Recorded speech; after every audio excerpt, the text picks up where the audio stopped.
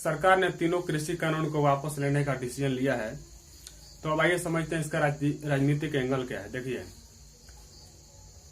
UP में चुनाव होने वाला है, पंजाब में चुनाव होने वाला है, तो सरकार को ये लग रहा है कि अगर हम कानून वापस नहीं करते हैं तो जो किसान आंदोलन कर रहे हैं तो हमारा बहुत सा वोट बैंक जो है उसको डैमेज कर सकते हैं और पार्टी हार सकती है। तो ये तो सीधे तौर पर जो दिखाई दे रहा है राजनीतिक एंगल है। लेकिन आइए अब देखते हैं इस किसान आंदोलन में क्या क्या हुआ। देखिए, सबसे पहले ये कानून वापस क्यों, अगर कानून सही था तो वापस क्यों कर रही है सरकार? लोगों के कहने से अगर सरकार कानून वापस कर रही है तो फिर सरकार किस लिए है? इतनी मजबूत सरकार किस लिए है? वैसे भी सरकार पूर्ण बहुमत में है। उसके बाद इस आंदोलन में लगभग 200 लोग मरे, यातायात बाधित रहा, हाईवे जाम हो गए, आने जाने के लोगों को दिक्कत हुई, बहुत सारी परेशानियां लोगों को हुई। तो इन सब चीजों का जिम्मेवारी कौन लेगा? अगर कानून वापस हो जाएगा तो ये सब लोग जो मरे हैं वो तो ऐसे चले मरे गए।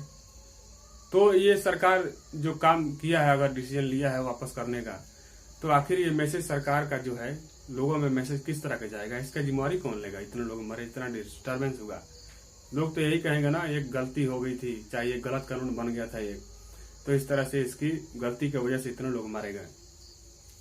तो ये मैसेज सरकार का जो है लोगों में मैसेज ये सही नहीं जाएगा। वैसे भी ये इंटरनेशनल मुद्दा बन गया था, बाहर देश में भी लोग जान रहे थे, लोगों को पता था कि इंडिया में फार्मर्स जो है आंदोलन कर रहे हैं।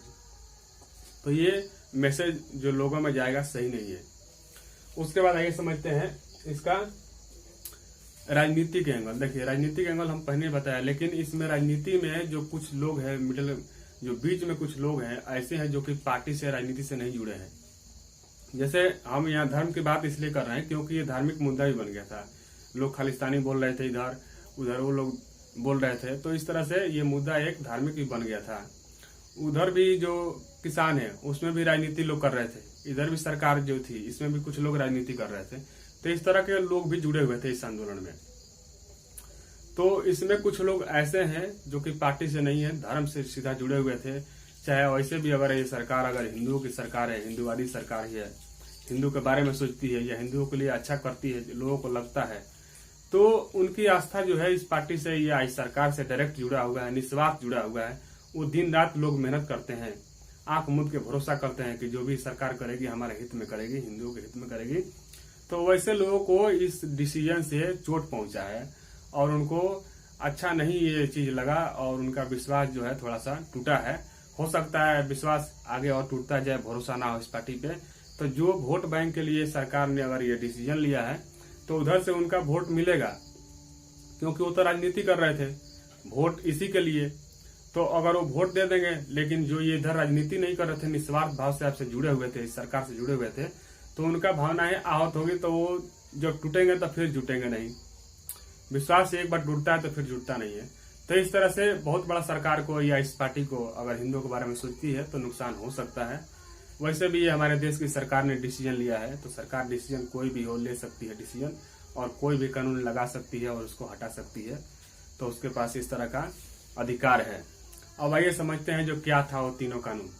देखिए, कृषि से रिलेटेड सरकार ने जून 2020 में 3 कानून लेकर आई थी। पहला कानून था भंडारण। इसमें क्या था कि असीमित भंडारण कोई भी आदमी कर सकता है, अनाज का असीमित भंडारण कर सकता है।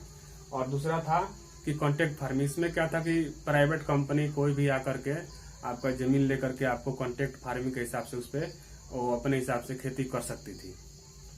और तीसरा क्या था कि मंडी से रिलेटेड प्राइवेट मंडियां थी जिसमें आप कहीं भी माल अपना अनाज बेच सकते थे। तो इस तरह से ये तीनों कानून था जिसको फिलहाल सरकार ने रद्द करने का डिसीजन लिया है।